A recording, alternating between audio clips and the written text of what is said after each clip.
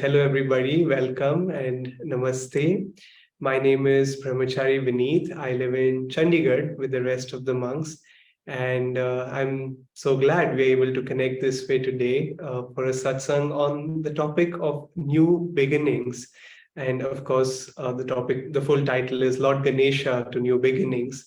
And this topic was suggested because there's Ganesh Chaturthi coming very soon. Some people say tomorrow, some say day after. I won't get into that whole, conundrum of when is what, but it's coming. And as many of us know that Lord Ganesha is associated to new beginnings. Whenever anything new is started, we call out to his name. And there are many stories and myths associated with it, but we won't go too deep into it, but we will see how it applies to us, perhaps on the spiritual path, to us as individuals.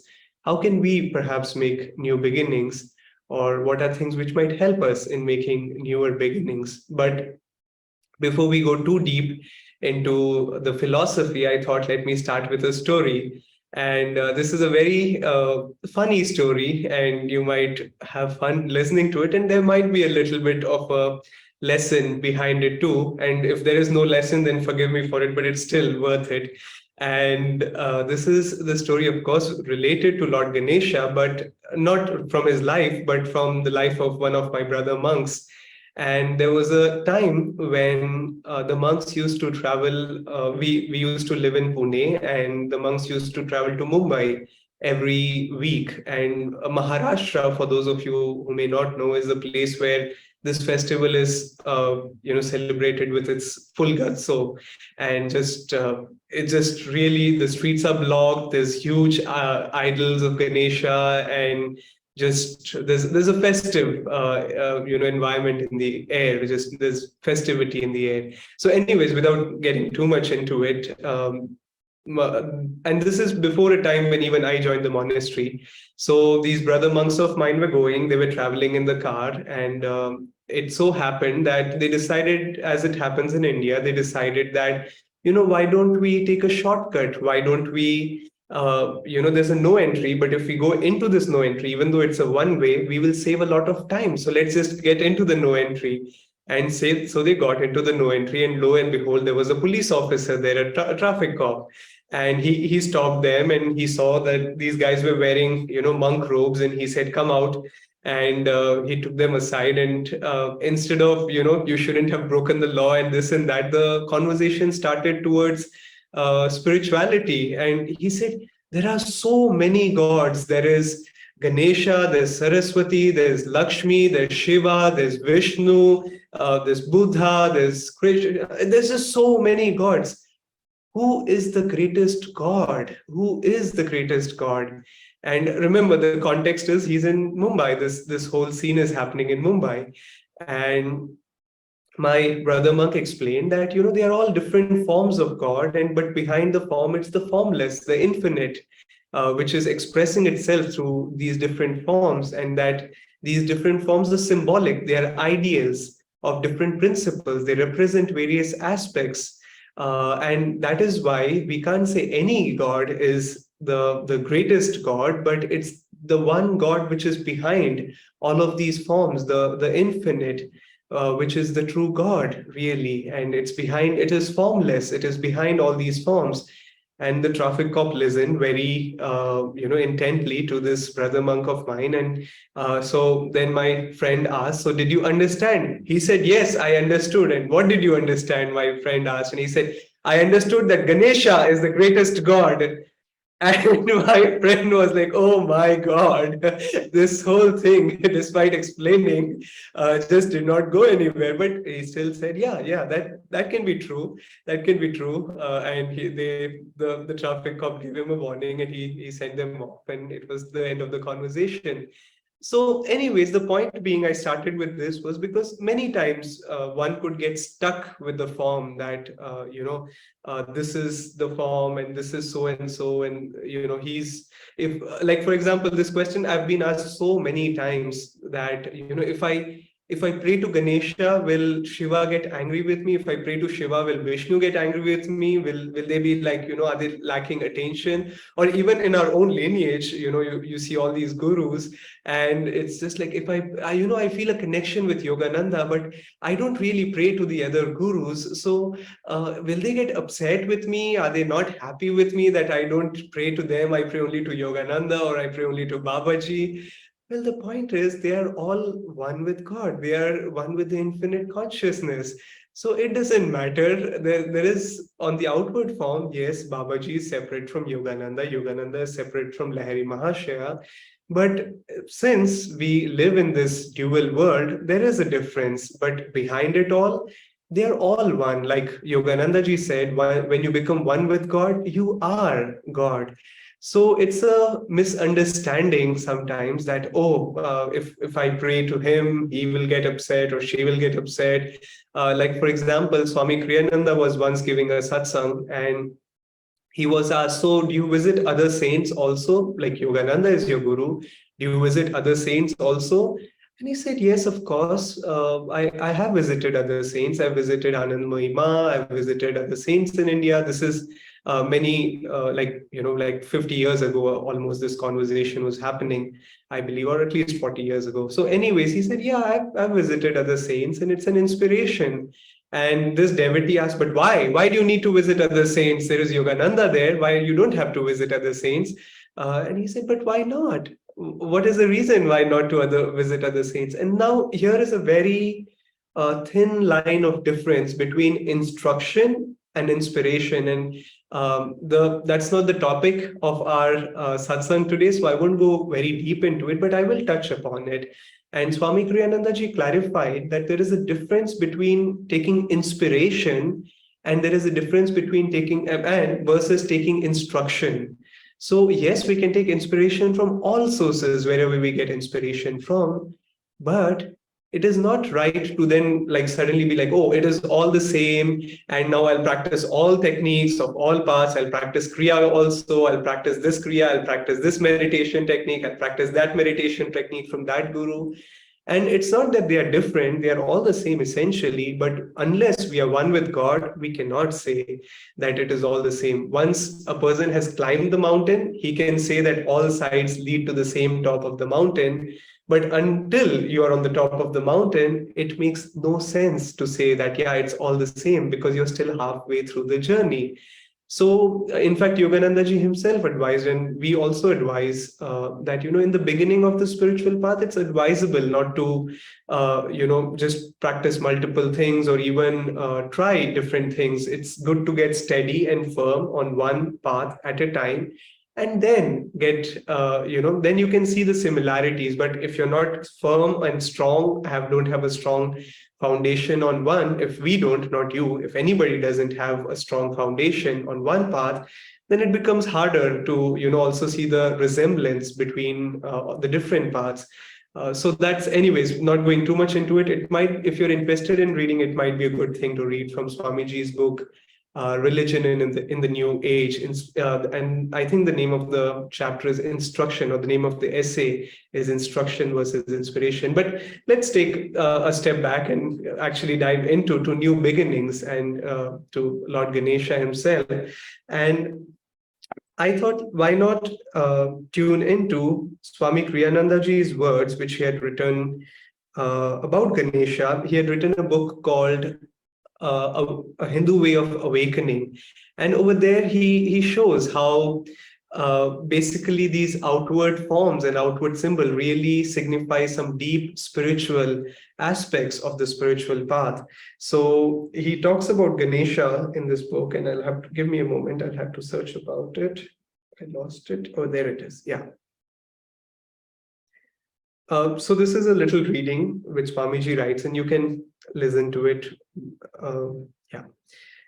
My purpose in writing this book is not to delve into the vast array of Hindu deities and their symbols, but only to explain a few of them, to convince the reader that there's gold in them Thar hills. In other words, I want to help people to see that Indian symbols frequently contain a wealth of inspiration and wisdom. From among that vast number, however, I cannot in all justice omit one of the very favorite gods in Hinduism, Ganesha. Although it would be inappropriate in light of this book's theme to devote a whole chapter to Ganesha, perhaps I can safely introduce him here in connection with Shiva. For Ganesha is Shiva's son and represents Shiva's vibration in its benign aspect.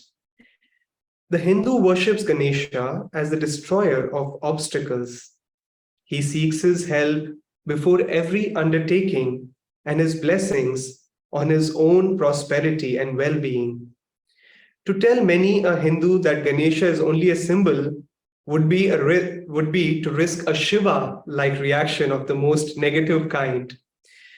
Ganesha, though he possesses a human body, has the head of an elephant. He has a vehicle also, which is surprisingly a rat. There is both comedy and meaning in this ridiculous juxtaposition. For although the elephant is, of course, a symbol of wisdom, its size and strength also enable it to ram its way through the jungle, whereas the rat, because of its small size, can burrow underneath the jungle's obstacles and arrive at the same end, and perhaps just as quickly. The rat's forte lies in subtlety rather than in strength. Both might and subtlety are necessary for success in life, depending on the obstacles to be overcome. Ganesha is shown as pot-bellied and affable.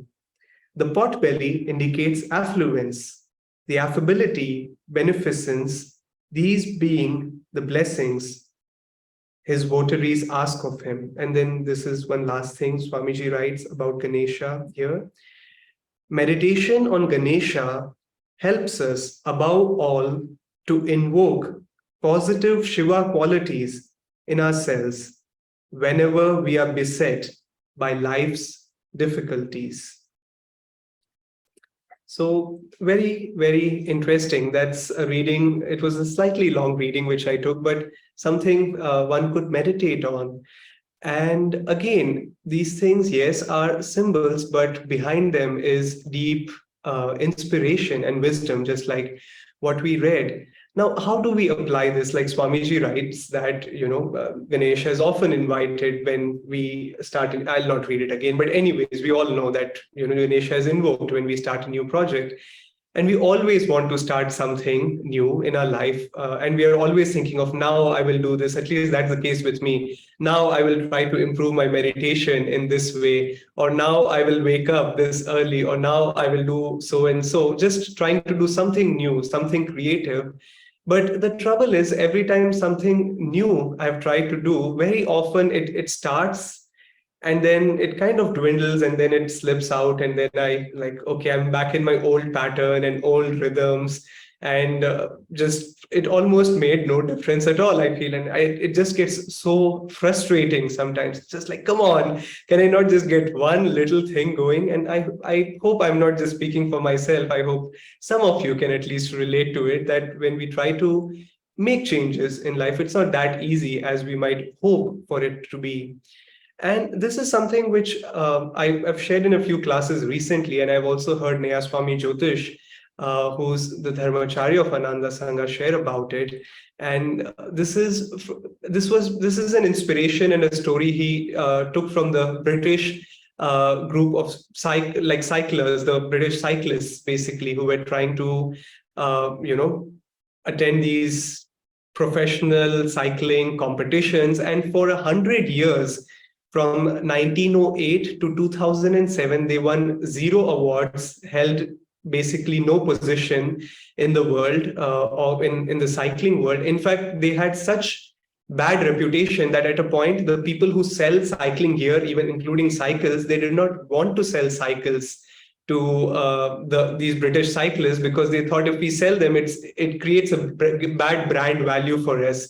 It creates bad reputation, because here there are these bunch of losers riding our bicycles. And so anyways, so it so happened that in 2007, if I'm right, they appointed a new coach or new advisor.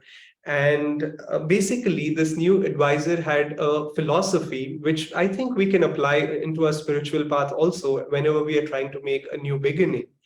And he said, he said to the team, let's break down this whole cycling component into small little pieces, digestible pieces. There are so many components in this competition, you know. So why don't we break them down and try to improve them just a tad bit, just maybe 1%, if we can improve in every little aspect, and then see what happens. Let's experiment with it. So they broke down like okay, the seat of the cycle, let's make it a little more padded, let's make it a little more comfortable to sit on. Then they looked into the wheels. They said, okay, let's see what we can do to improve the grip of the wheels. Then they said, okay, the clothes which the cyclists are wearing, let's improve that a little bit more, let's change the fabric of the cloth. So they changed that. Then they said, okay, now let's go beyond just cycling, let's see a lifestyle. How are we sleeping? What kind of mattress are we using? They just broke down everything in their life in the life of a cyclist into little bite-sized components, and they said, can we just improve it a little bit, like the massage oil? Like, can we just get a better brand of massage oil after we, use it after our cycling tournaments?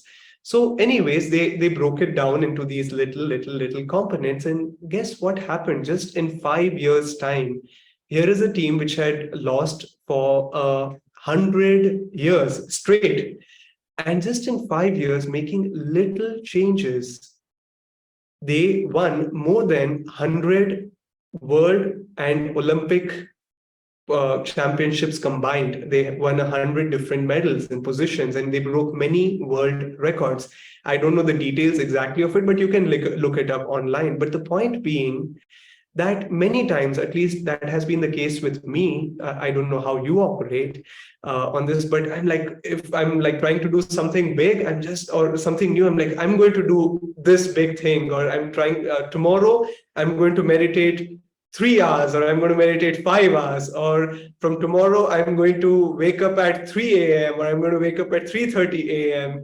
And maybe it works for a day or works for 2 days, and then it's just the same old, essentially. But why don't we try and break the whole path, the spiritual path, or any aspect of your life, of our lives, which we are trying to improve? Why don't we break it down and see if we can make a little bit of change in it? Swami Kriyananda I was recently tuning into a video of his, and he said there are many components which can help us in our meditation. And he said the practical aspects of it, like, sitting facing the east side, having an altar, lighting a candle, chanting, offering a prayer, having a very comfortable place to sit on. We can use a woolen or silk asana. And then he said something very interesting. He said, now these things individually, they probably may not make much of a difference to be noticeable. But if we add all of them together, they could make a really big difference. I'm not saying his words exactly, but they do make a huge difference. So just the physical aspect of it, just maybe we can analyze, where are we meditating? Do we have a place where we meditate? Do we have a beautiful altar which can be uplifting? Can we learn, just spend 5 minutes every day to watch a video of Swami Kriyananda or a satsang or something of that sort? Can we spend like 5 minutes every day to just sit with the masters, even if we don't meditate at that time? Can we just look at their pictures and just, have a conversation with them like we have with a friend? So just a little bit, if you can see, and we all have strengths. I know for a fact that if you are in this room or Zoom room, and if I'm in this Zoom room, there's at least one thing right we have going on in our spiritual path, at least one thing. Yes, we all have to meditate, we have to energize, we have to practice Kriya, those who have Kriya initiation, we have to chant, we have to practice japa, we have to practice the presence of God, we have to serve, we have to attend satsangs, we have to practice affirmations, we have to read the books. We can go on and on and on. But not everybody can do everything. But we surely have one or two things which work in our favor, and those are your strengths. Why don't you take them and go deeper into them and see how you can add 1% towards that, and then slowly add other things, then slowly add other things. For me personally, meditation was never easy in the beginning. And but something which came very easily for me was service, for seva. So I thought, okay, I know I can be a real bum at meditation. I can just be sitting and not go anywhere in my meditation, but I can serve and I feel joy when I serve. So let me put myself in an environment where I can be serving, and then just being around that positive company, maybe it'll help me a little bit in my meditation. And it sure has. So just see what is your strength and add a little bit more to that. And just see, even if there's something new and which is easy to implement, just add a little bit of that. For example, I was speaking with a student yesterday, and he looked very disheartened. He sounded a little disheartened with his practices, and he'd had Kriya initiation for quite a few years now. And I was just like, so what happened? He said, oh, I'm not able to wake up on time, and I meditate very little. I do meditate in the morning and evening, but I meditate very little. And I said, what time do you want to wake up? And what time are you waking up? He said, oh, I want to wake up at 3 a.m. or 4 a.m., but I'm able to wake up only at 6 a.m. And I said, well, there is between 3 a.m. and 6 a.m., there are very many other options too. Have you tried them? Like there is 5:45 a.m., there's 5:30 a.m., there's even 5 a.m. You don't have to beat yourself up so hard. And 6 a.m. isn't too bad either, and you're meditating regularly. And he was just being too hard on himself. And very often we are too hard on ourselves. I think even the gurus probably don't hold such high standards as we hold with ourselves sometimes. It isn't true with everybody, but in most cases, if we are being too hard on ourselves, it's just because we just have sometimes unrealistic expectations of ourselves. So in making new beginnings, because yeah, it's going to be Ganesh Chaturthi, so the topic is around that, but then it's also going to be New Year's in 3 years, 3 months time. And then again, we're going to make New Year resolutions, and we're going to think, oh, let me try to do this in this year. And my experience has been that any New Year resolution which has been very pompous and big, it has failed usually in the first 1 week to 10 days. But if there has been a humble beginning with just something which is reachable, which I can make it, then it has lasted for a much longer time.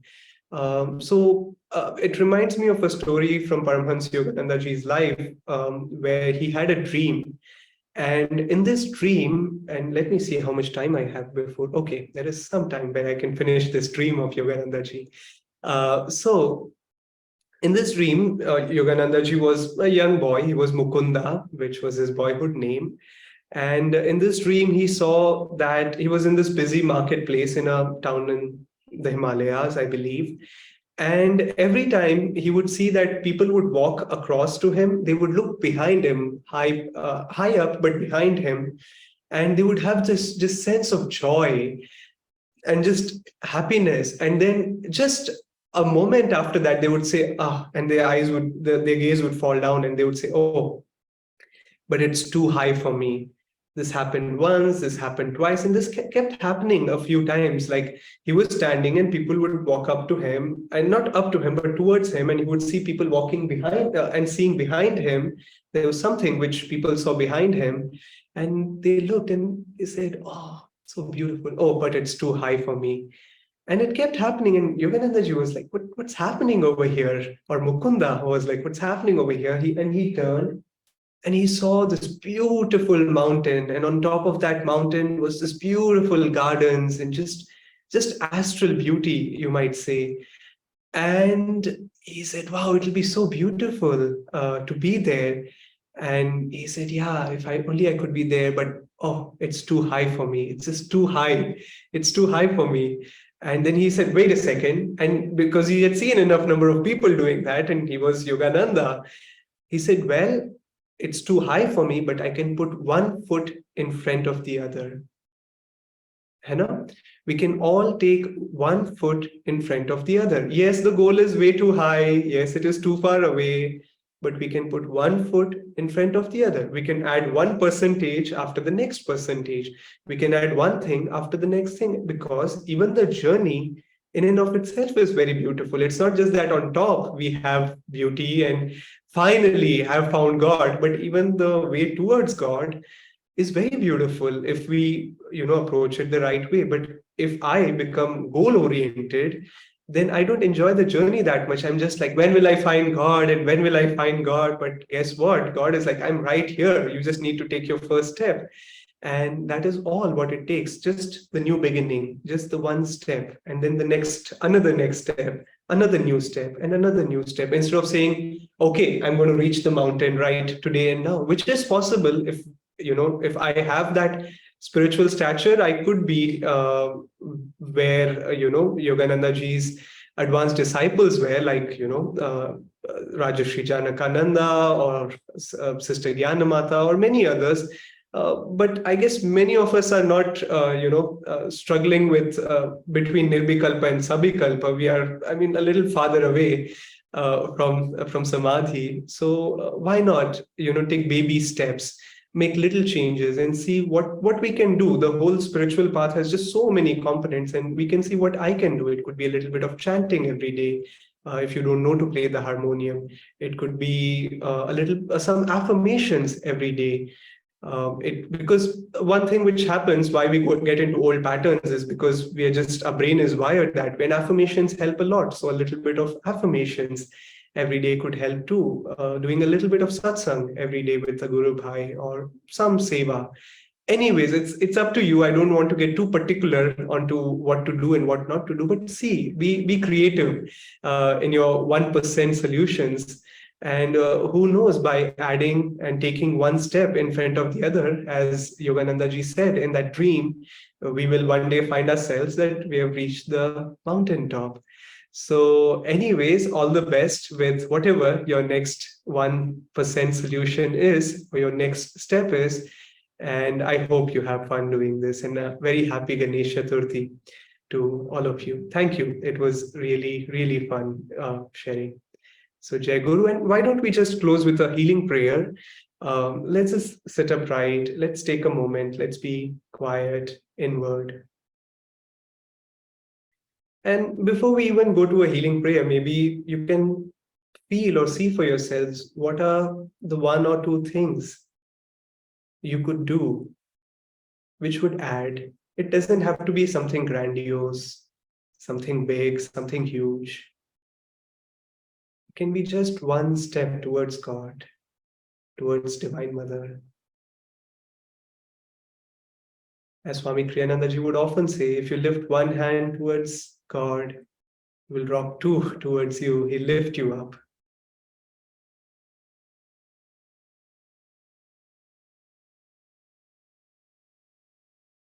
And now, taking the blessings that we have received from these gurus, the spiritual path, let's share this blessing with everyone in this world. We're chanting Om 3 times. Let's rub our palms together.